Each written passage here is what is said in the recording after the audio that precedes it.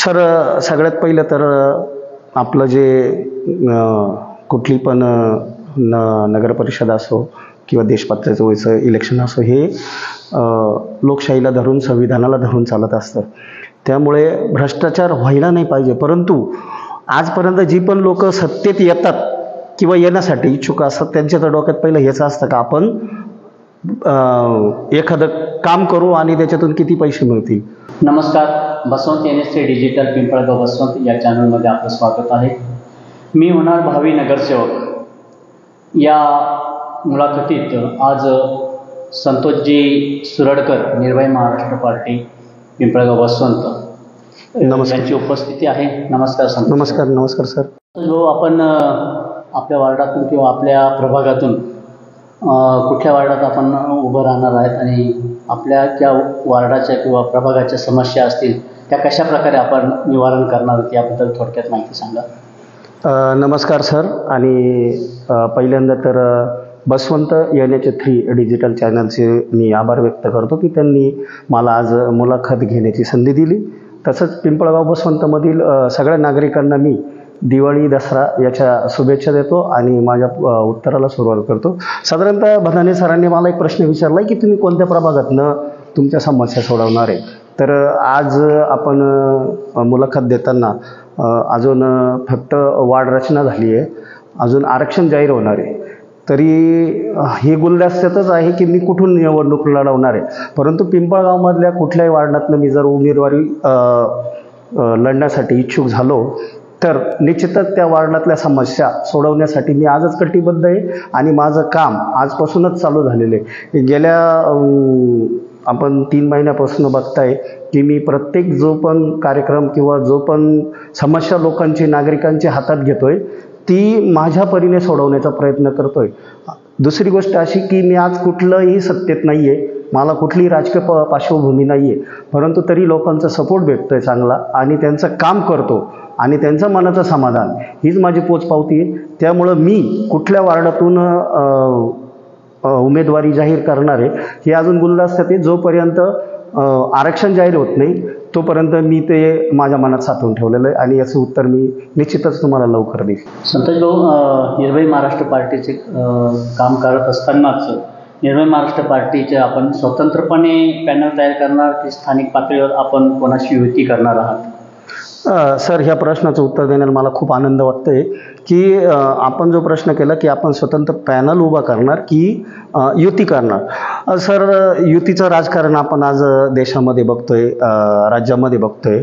निश्चितच जर कधी स्वबळावर जर आपण सर्व जागा लढवल्या तर निर्भय महाराष्ट्र पार्टी, पहिले तर निर्भय महाराष्ट्र पार्टी हा पक्ष असा आहे की इथं भ्रष्टाचाराला जागाच नाही आहे. ओके. आणि आमचं असा मनसुबा आहे की जर पूर्ण पॅनल उभा केला आपण तर निश्चितच हे जे पिंपळगाव आहे हे भ्रष्टाचार मुक्त करण्याचा आपला मानस आहे. आणि पूर्णतः मी पिंपळगावचाच विचार नाही करत, महाराष्ट्राचा करतो की जितेंद्र भावे सरांचं जे स्वप्न आहे का आपण भारतातून आणि देशातून आणि राज्यातून भ्रष्टाचार मिटवू, ती संकल्पना घेऊन आम्ही स्थानिक स्वराज्य संस्थांमध्ये आता उतरत आहोत. आणि पिंपळगावमध्ये आज पहिली जी नगर परिषदेचं इलेक्शन होणार आहे त्यामध्ये माझा असा स्वतःचा मानस आहे की मी पूर्ण पॅनल 25च्या 25 जागा लढण्यासाठी इच्छुक आहे आणि त्याची तयारी पण मी केलेली. याच्यासाठी आमचे पक्ष श्रेष्ठी माननीय श्री जितेंद्र भावे सर यांचा पूर्णपणे मला सहयोग आहे आणि वेळोवेळी ते मला मदत करतात आणि इथून पुढेही करतील. त्यामुळे आता जे सत्ताधारी आहे, ज्यांनी सत्ता भोगलेले आहे, त्यांना माझं आव्हान आहे, खुलं चॅलेंज आहे की मी निर्भय महाराष्ट्र पार्टी हा पक्ष घेऊन पिंपळगावमध्ये पूर्ण पॅनल तयार करण्यासाठी इच्छुक आहे. आणि त्यानंतर जे कोणी उमेदवार आहे ज्यांना भ्रष्टाचार नको आहे अशांनी ह्या पार्टीमध्ये प्रवेश करावा ही इच्छा व्यक्त करतो. आपण पहिल्यांदाच निवडणूक लढवत आहात तर आपला मास्टर प्लॅन काय आहे? सर, आता तसं बघायला गेलं तर मास्टर प्लॅन जर सांगायचं ठरलं तर मास्टर प्लॅन असा आहे की आजपर्यंत सत्तेमध्ये आणि पिंपळगावच्या इतिहासामध्ये घराणेशाही त्यानंतर आपण याला म्हणू शकतो की पुरोगामी जे पिढ्यानपिढ्या चालत आलेलं सरकार त्या लोकांनी त्यावेळेस स्थापन केलेले, आणि कुठंतरी आपण एक नवीन चेहरा घेऊन एक नवीन पार्टी घेऊन आपण जनतेला समोर जात आहे, आणि प्रत्येक जनतेचा प्रश्न आपण खालच्या स्तरावर उभं राहून, जमिनीवर उभं राहून ते स्वीकारणार आहे आणि ते मार्गी लावण्याचं आपण काम करतोय. प्रश्न असा पण आहे की जनतेने तुम्हालाच का निवडून द्यावं, आणि या बाबतीत तुम्ही काय सांगू शकाल? अभिनंदन सर, पहिल्यांदा तर तुमचं, म्हणजे माझ्या मनातला प्रश्न तुम्ही विचारलेला आहे सर. म्हणजे मला त्या प्रश्नाचं उत्तर देताना आनंद वाटतोय की खरंच आजपर्यंत जेवढे सत्ता ज्या लोकांनी भोगलेल्या आहे किंवा जे पक्ष आज सत्तेमध्ये, त्यांना हा प्रश्न कोणी विचारत नाही, आणि तुम्ही आज मला विचारलाय, माझ्यासाठी खूप गर्वाची गोष्ट आहे. तर सर असं आहे की नागरिकांनी मलाच का निवडून द्यावं, तर ह्या प्रश्नाचं उत्तर एका शब्दात देऊ शकतो मी की मी स्वतः संतोष यादवराव सोरडकर, निर्भय महाराष्ट्र पार्टीचा तालुका अध्यक्ष. मला कुठलंही राजकीय माझं पार्श्वभूमी नाही आहे, तरी आज मी तालुक्याचं पद भूषवतोय. त्यानंतर मी तळागाळातला कार्यकर्ता आहे आणि तळागाळातल्या प्रत्येक नागरिकांपर्यंत मी पोहोचलेलो आहे. तर त्यांच्या समस्या मी कुठल्याही पदावर नसताना, म्हणजे प्रशासकीय कुठल्याही पदावर मी नसताना, त्यांच्या समस्या आज मी चांगल्या प्रमाणात सोडवल्या आहे.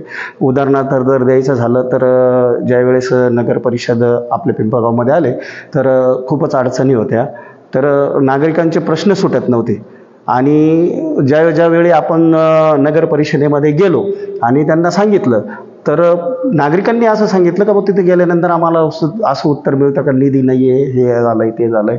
मग आम्ही त्यासाठी जनतेच्या भावना शासनापर्यंत पोहोचाव्या त्याच्यासाठी भीक मागू आंदोलन केलेलं आहे. दुसरी गोष्ट इतिहासात नोंद होण्यासारखी आहे की पिंपळगावचा जो कचरा डम्पिंग ग्राउंड आहे निफाड रोडला, तर तो तिथं खूप मोठ्या प्रमाणात प्रदूषण होत असतं, आणि इतक्या मोठ्या प्रमाणात प्रदूषण आहे की तिथे आजूबाजूला 6,000 ते 7,000 लोकांची लोकवस्ती आहे. ते लोक आज आजारी पडत आहे. तर त्याचा प्रश्न आपण उचललेला आहे, आणि घनकचऱ्यासाठी जर आपल्या नगर परिषदेकडे पैसे नसतील तर आपण HLच्या CSR फंडातनं ते पैसे उपलब्ध करून द्यावा अशी आपण त्यांना विनंती पण केलेली आहे. त्यानंतर कुठलं गल्ली असेल, कुठला रस्ता असेल, त्या रस्त्यावर आपण स्वतः उतरून नगर परिषदेच्या लक्षात आणून दिलेलं आहे की हा रस्ता आहे आणि हा नागरिकांसाठी खराब झालेला आहे, याला खड्डे पडलेले आहेत, तर तुम्ही ते दुरुस्त करून द्या. आणि नगर परिषदेने पण आपल्याला त्या प्रमाणात सहकार्य करून चांगल्या रीतीने तो रस्ता बनवून दिलेला असेल. स्वच्छताचा भाग असेल, आपलं देवीचं बरड आहे, तिथं आम्ही एक 3 महिन्यापूर्वी एक निवेदन दिलं होतं, तिथलाही चांगला परिसर त्यांनी स्वच्छ केला. म्हणजे पिंपळगावातला कुठलाही वार्ड असो, त्या वार्डासाठी आपण कटिबद्ध आहो आणि कटिबद्ध राहणार, आणि हे काम करतोय आपण कुठलीही सत्ता नसताना. हेच जनतेच्या मनावर राज्य करणे, आणि त्यामुळे जनतेने मला निवडून द्यावं असं तरी मला वाटतंय. निवडून आल्यानंतरच आपल्याकडे पिंपळगाव हे शहर भ्रष्टाचार मुक्त होण्यासाठी आपल्याकडे काय उपाययोजना आहेत? सर, सगळ्यात पहिलं तर आपलं जे कुठली पण नगर परिषद असो किंवा देशपातळीचं व्हायचं इलेक्शन असो, हे लोकशाहीला धरून, संविधानाला धरून चालत असतं. त्यामुळे भ्रष्टाचार व्हायला नाही पाहिजे. परंतु आजपर्यंत जी पण लोक सत्तेत येतात किंवा येण्यासाठी इच्छुक असतात, त्यांच्या तर डोक्यात पहिलं हेच असतं का आपण एखादं काम करू आणि त्याच्यातून किती पैसे मिळतील, परंतु त्याचा लेखाजोखा कुठेही आढळत नाही. साधारणतः आता जर आपण बघायला गेलं, मी कोणाचं नाव घेत नाही आणि कृपया तसं ते कोणी मनात पण आणू नये, व्यक्ती रस्त्याचं काम करतो त्यावेळेस त्या बोर्डवर त्यांनी केलेल्या उद्घाटनाचं नाव असतं, परंतु त्याच्यासाठी किती खर्च झालेला आहे, किती अपेक्षित आहे आणि किती बाकी आहे, हे कुठेही आपल्याला त्या रोडवर दिसत नाही. म्हणजे तिथे पारदर्शकता नसते. नळाचा प्रकल्प असेल, एखाद्या घंटागाड्या घेतल्या तुम्ही, अनेक जे प्रकल्प जे आपण करतो की नगर परिषदेच्या म्हणा किंवा कुठल्याही स्थानिक स्वराज्य संस्थेमध्ये कुठलंही आपण जेव्हा एखादं काम मंजूर करून आणतो तर त्याची पारदर्शकता नसते. त्याचे कुठं बोर्ड पण लावलेले नसतात का आपण सदर ह्या प्रकल्पासाठी एवढे पैसे खर्च केले, त्याच्यातले एवढे खर्च झाले, एवढे बाकी आहेत. जो निधी येतो तो पण सर्वसामान्यांपर्यंत पोचत नाही आणि निश्चितच त्यामुळे भ्रष्टाचाराला गती मिळते. परंतु ज्यावेळेस मी निवडून येईल, माझ्या पक्षातच लिहिलेलं आहे, भ्रष्टाचार होणार नाही आणि खरे देशद्रोही हे भ्रष्टाचारीच असतात, हे आमचं ब्रीद वाक्य आहे. आणि मी पण जनताच मालक समजून ह्या स्पर्धेत उतरलेलो आहे आणि निवडून पण येईल. त्यासाठी जे आता मी सांगितलंय की माझा पक्ष ज्यावेळेस सत्तेत बसेल त्यावेळेस माझं जे कार्य असेल ते पारदर्शक असेल. प्रत्येक गोष्टीचा हिशोब तुम्हाला दिला जाईल. त्यानुसार सर्वसाधारण जी जनता आहे, जी तळागाळातली जनता आहे, हिचा प्रश्न पहिला मार्गी लावला जाईल आणि त्या लेवलला त्याचं काम पण समजून सांगितलं जाईल.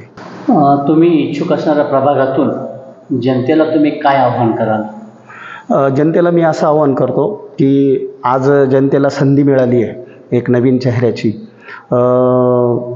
भरपूर म्हणजे आत्तापर्यंत तुम्ही जेवढ्या पण सत्ता निवडून दिलेल्या आहे ते रूढी परंपरेनुसार चालत आलेल्या सत्तांना दिलेलं आहे.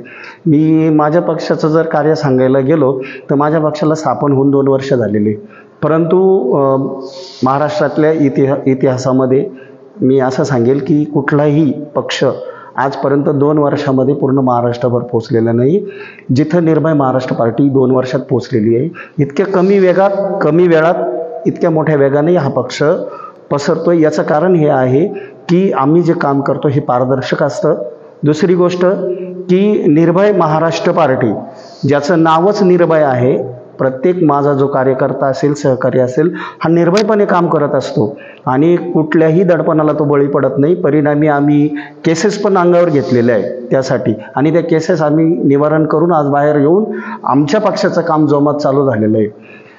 तर नागरिकांना माझं असं आव्हान आहे की तुम्ही सत्तेत अनेक पक्षांना निवडून दिलं, एकदा मला संधी द्या. मला संधी जर दिली तर मी निश्चितच तुम्हाला गॅरंटी देतो आणि आजही मी तुम्हाला बॉन्डवर लिहून द्यायला तयार आहे की माझ्या पक्षाला निवडून दिल्यानंतर भ्रष्टाचार होणार नाही. तुमच्या गल्लीमध्ये जे रस्ते आहेत तिथे मी कुठेही फुटू देणार नाही. ही माझी ग्वाही आहे की जो रस्ता माझ्या निर्भय महाराष्ट्र पार्टीने बांधलेला राहील तो किमान 25 वर्ष त्या रस्त्याला परत काम करण्याची गरज पडणार नाही. एवढी ताकद आणि एवढ्या ताकदीनिशी आम्ही तो रस्ता बनवणार आहे.